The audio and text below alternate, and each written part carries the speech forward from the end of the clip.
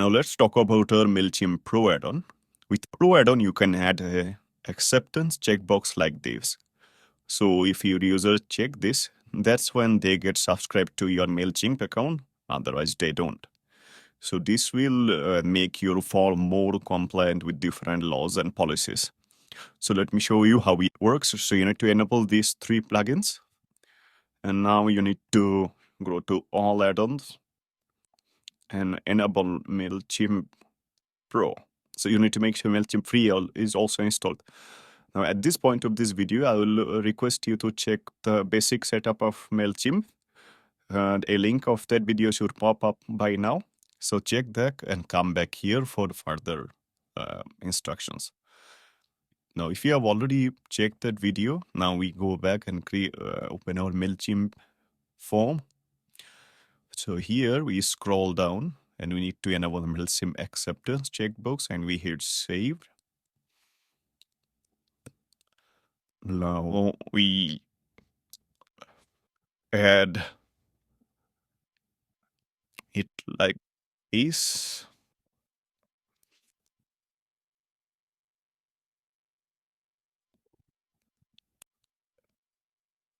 So here we add the acceptance checkbox. So we can make this a required field and insert add rule to laws letter. So we hit save. Now if we scroll load, so it's showing like this.